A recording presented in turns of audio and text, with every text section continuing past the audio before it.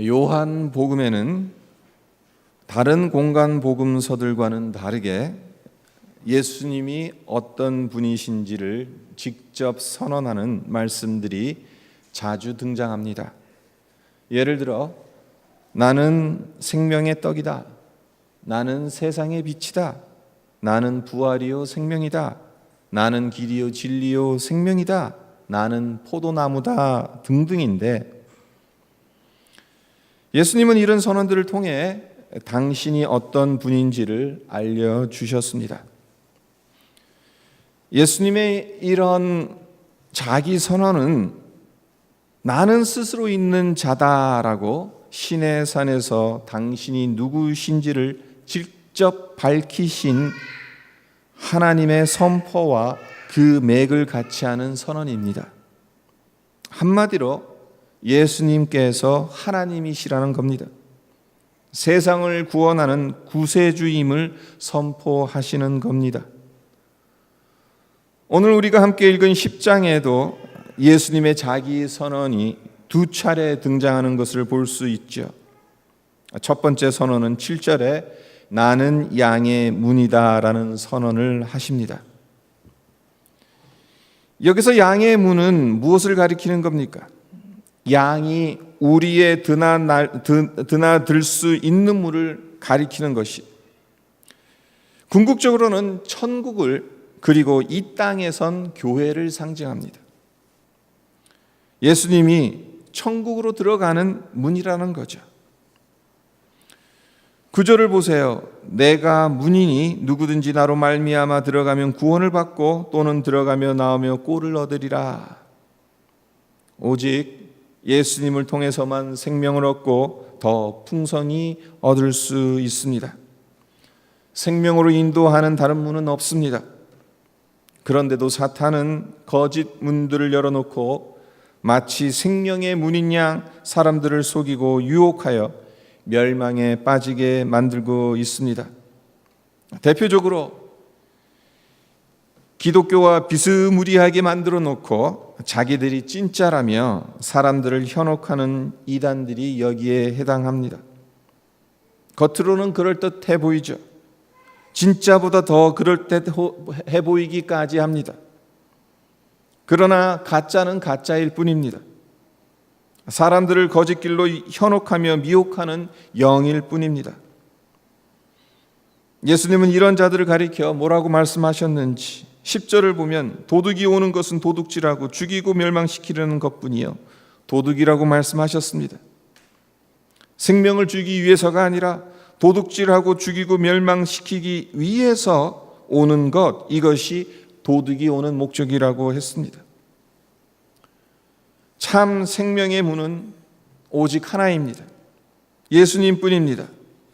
주님은 나는 양의 문이다. 내가 온 것은 양으로 생명을 얻게 하고 더 풍성히 얻게 하려고 왔다라고 말씀하십니다. 예수님 안에 생명, 그것도 풍성한 생명이 있습니다. 요한복음 10장에서 예수님께서 두 번째로 하신 자기 선언, 그것은 나는 선한 목자라는 선언이죠. 11절을 함께 보십시오. 나는 선한 목자라. 선한 목자는 양들을 위하여 목숨을 버리거니와. 예수님께서 당신을 선한 목자라고 밝히시고 있는데 그 이유가 무엇이겠습니까? 다른 목자들과는 분명한 차이가 있다는 것을 밝히시기 위해서입니다. 12절을 보면 예수님께서 삭군에 대한 말씀을 하시죠. 삭군은 어떤 사람입니까? 조금 좋지 못한 상황이 발생하면 양들의 안위는 전혀 생각하지 않고 자기만 살겠다고 도망가는 사람이 삭군인 겁니다. 그래서 12절과 13절을 보면 예수님께서 이렇게 말씀하셨습니다. 삭군은 목자가 아니요 양도 제 양이 아니라 이리가 오는 것을 보면 양을 버리고 달아나나니 이리가 양을 물어가고 또 해치느니라. 달아나는 것은 그가 삭군인 까닭에 양을 돌보지 아니함이나. 삭군이기 때문에 달아나고 양을 돌보지 아니한다. 이리가 양을 물어가고 해치는데도 수수방관하고 오히려 자기 살 길 찾아서 도망가기 바쁘다는 거죠. 이와 반대로 선한 목자는 어떤 사람이라고 말씀합니까? 양들을 위해 목숨을 버리는 자라고 11절에서 예수님께서 말씀하시잖아요.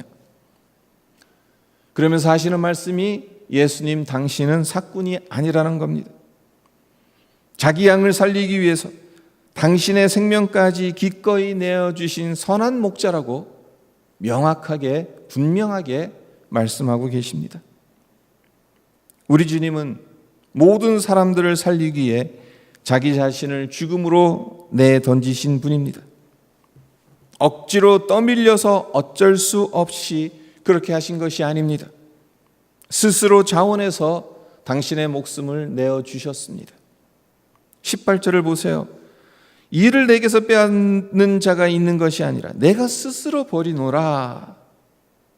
예수님께서 이렇게 말씀하시는데 살리고 싶어서 죽어가는 것이 너무 불쌍해서 대신 죽어서라도 꼭 살려주고 싶으셨기 때문에 자원해서 십자가를 지셨습니다. 주님은 이렇게 자기 목숨을 내어주면서 살려낸 사람들을 뭐라고 부르고 계십니까? 내 양이라고 부르고 계시죠.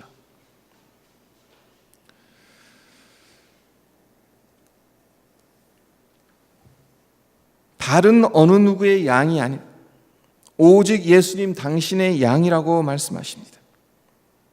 주님께서 십자가에서 자신의 생명을 드리시기까지 죄의 권세에서 건져낸 사람들, 주님의 생명을 내어주시면서까지 살려낸 생명, 그렇기 때문에 어떻게 말로 표현할 수 없는 깊은 애정으로 내 양이라 부르시는 겁니다. 성도 여러분, 누가 주님의 양입니까? 우리가 주님의 양들이지 않습니까? 선한 목자이신 주님께서 목숨을 버리시기까지 사랑하신 그 양이 우리들이잖아요. 주님의 그 은혜와 사랑을 받은 사람들이 우리들입니다.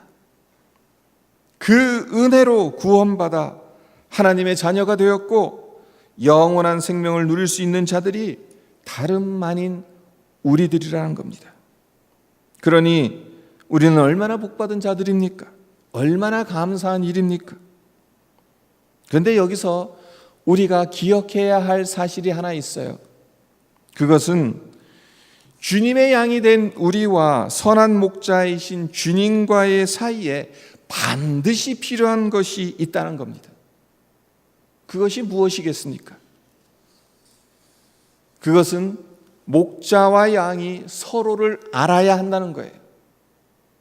14절을 보세요. 14절을 보시면 나는 선한 목자라 나는 내 양을 알고 양도 나를 아는 것이, 주님께서 이렇게 말씀하시는데 내가 어떤 사람인지, 내가 지금 어떤 처지에 놓여 있는지, 지금 내게 필요한 것이 무엇인지 선한 목자이신 주님은 모두 다 아십니다. 그런 것처럼 우리도 주님을 알아야 한다는 겁니다. 주님이 나를 얼마나 사랑하시는지, 주님이 내게 원하시고 기대하시는 것이 무엇인지 알아야 한다는 겁니다. 이렇게 주님을 알아가는 것을 구체적으로 삶에 적용할 수 있도록 설명해 주는 구절이 3절과 4절인데요. 보시면 문지기는 그를 위하여 문을 열고 양은 그의 음성을 듣나니 그가 자기 양의 이름을 각각 불러 인도하여 내느니라. 자기 양을 다 내놓은 후에 앞서가면 양들이 그의 음성을 아는 거로 따라오되.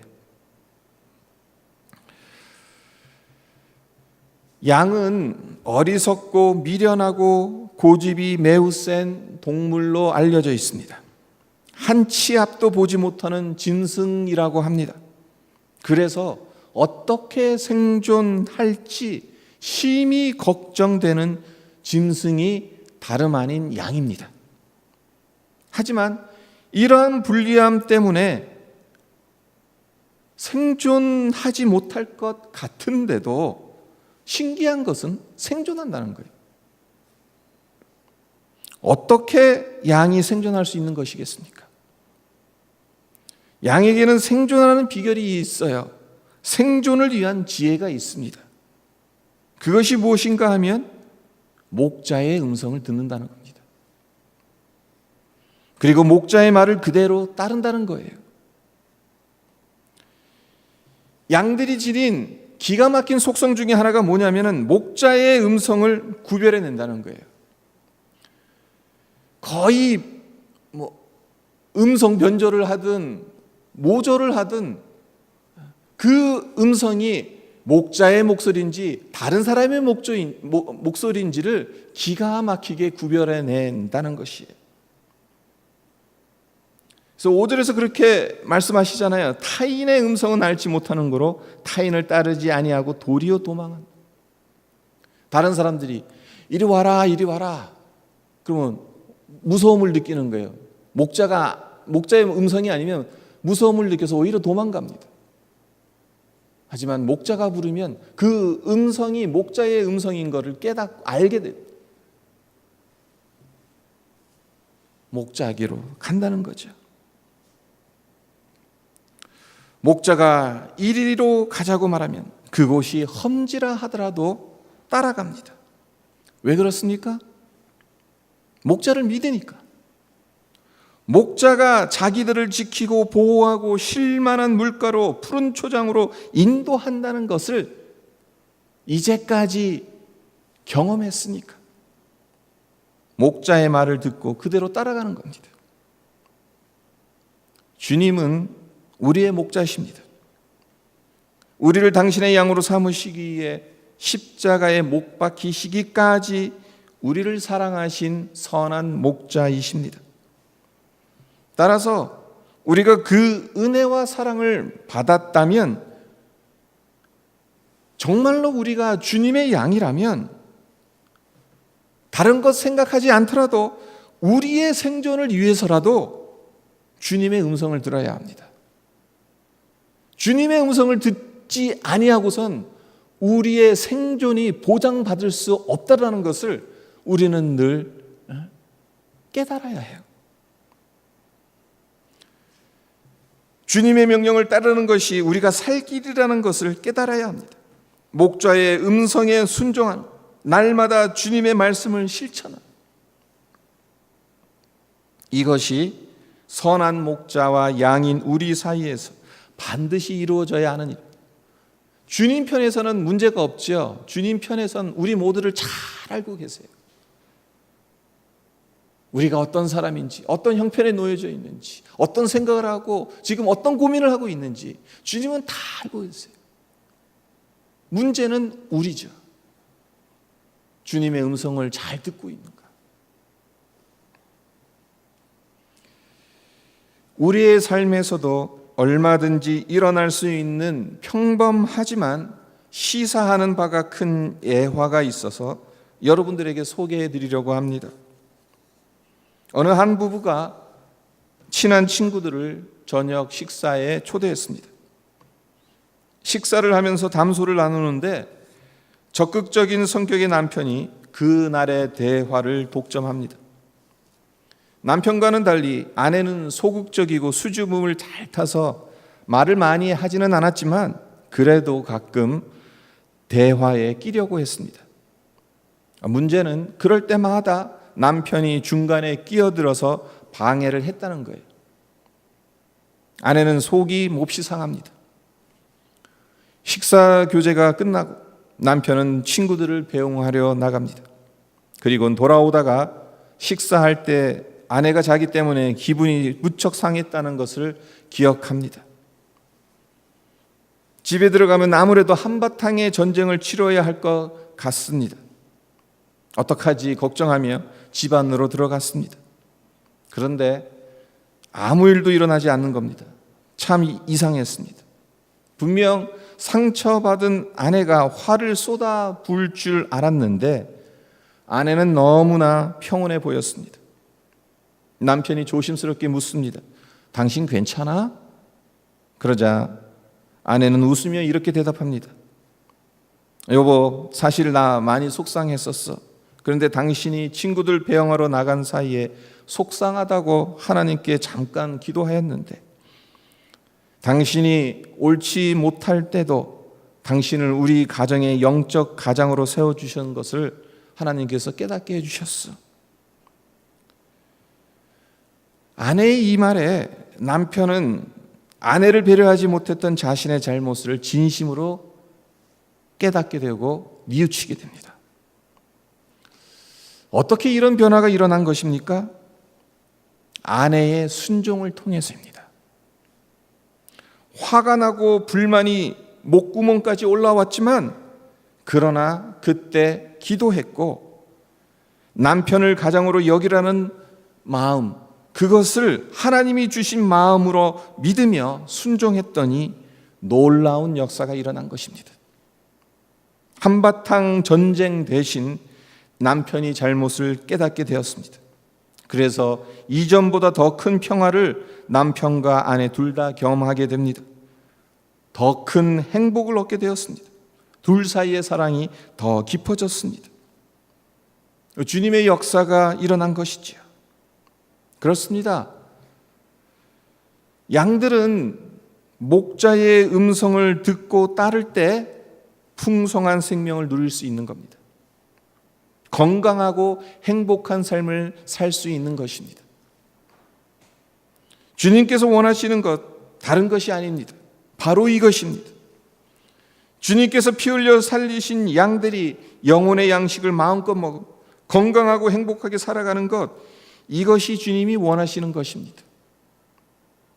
주님을 아는 것이 영생이고 순종하는 것이 풍성한 생명을 누리는 길이기 때문에 주님께서 내 양은 나를 알아야 한다, 내 양은 내 음성을 들어야 한다라고 말씀하시는 겁니다. 우리를 해코지하기 위해서 내 음성 들으라는 게 아니죠. 우리에게 좋은 것을 주시기 위해서, 풍성한 것을 주시기 위해서 내 음성을 들으라고 그렇게 명하시는 겁니다. 바라기는 주님의 은혜로 구원받은 주님의 양이 된 저와 여러분, 주님의 음성을 듣고 순종함으로 풍성한 생명, 하늘의 기쁨과 평강을 누리기를 기원합니다. 한 가지 더 살펴볼 것은 선한 목자이신 주님의 양은 주님의 음성을 들어야 하는데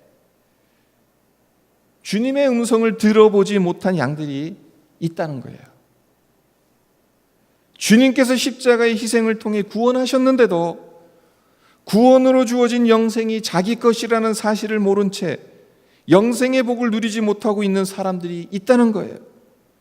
주님께서 십자가를 통해 모든 죄를 용서하셨는데도 그 은혜가 자기의 것인 줄을 모른 채 죄의 노예로 살아가는 사람들이 있다는 겁니다. 너무나 안타깝죠.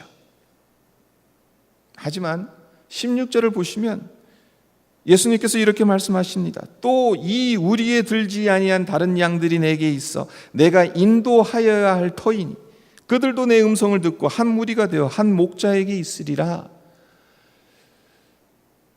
예수님께서 이렇게 말씀하신 것은 1차적으로는 지금 당장은 유대인들을 상대로 지금 사역을 하고 계시잖아요. 유대인들에게 천국 복음을 전파하셨잖아요. 그래서 유대인들 중에 주님의 양들을 이끌어내셨어요. 근데 이방 민족들은 어떻습니까? 아직 주님이 누구신지 전혀 모르는 이방 민족들, 저들은 아직 이 양 우리 안에 들어온 자들이 아니죠. 1차적으로는 그것을 의미합니다.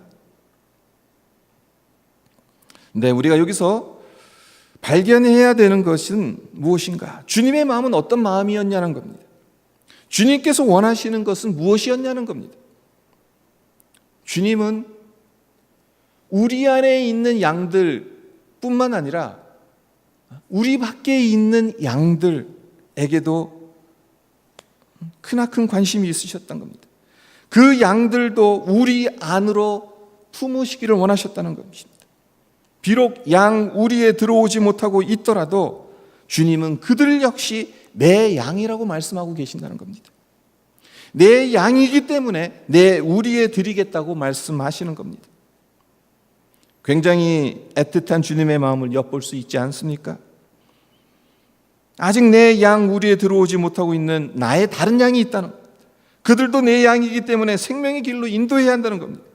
그들이 내 양 우리 안으로 들어오지 못하고 있는 것은 아직 내 음성을 듣지 못하고 있기 때문에 이제 속히 그들도 내 음성을 듣고 우리 안에 들어와 우리 안에 있는 양들과 하나가 되었으면 좋겠다는 겁니다.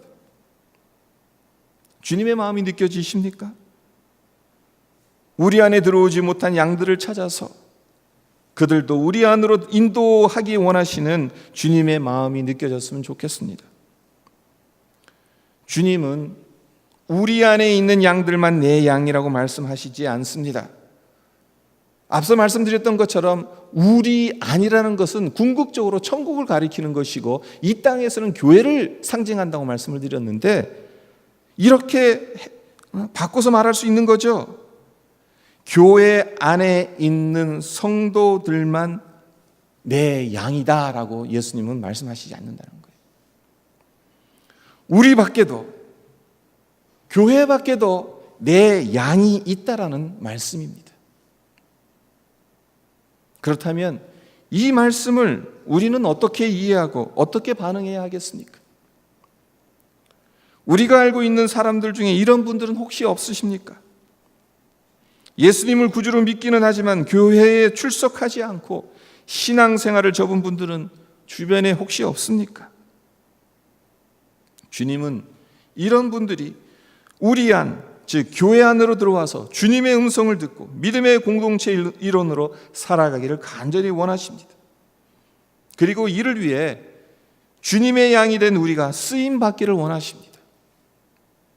주님의 음성을 전해주라는 사명을 우리에게 맡겨주셨습니다. 요한복음 20장 21절을 보면 예수님께서 부활하셔서 제자들에게 나타나셨을 때 이런 말씀을 하십니다. 아버지께서 나를 보내신 것 같이 나도 너희를 보내노라. 성부 하나님께서는 사람들을 구원하라고 예수님을 선한 목자로 이 세상에 보내셨습니다. 마찬가지로 예수님 또한 주님의 복음을 전하라고 우리를 삶의 현장으로 보내십니다. 그렇습니다. 주님의 복음을 듣지 못해서 아직 주님의 양 우리에 들어오지 못하고 있는 사람들이 있는데 그들에게 주님의 복음을 전해서 예수 믿고 구원받고 예수님 안에서 풍성한 생명을 누릴 수 있도록 우리를 보내셨다는 겁니다. 우리에게 이 사명이 있다는 겁니다. 바라기는 주님의 양이 된 우리가 주님의 양이면서도 주님의 음성을 아직 들어보지 못한 자들에게 주님의 음성을 듣는 자리로 인도해서 주님의 양 우리 안에 들어올 수 있게 하는 이 귀한 일을 감당하였으면 합니다. 이것이 선한 목자인 주님의 음성을 먼저 듣고 풍성한 생명을 누리고 있는 우리에게 허락하신 특권이며 의무인 것을 기억하면서 양의 문 그리고 선한 목자인 주님을 따라가는 우리 모두가 되기를 주님의 이름으로 축원드립니다.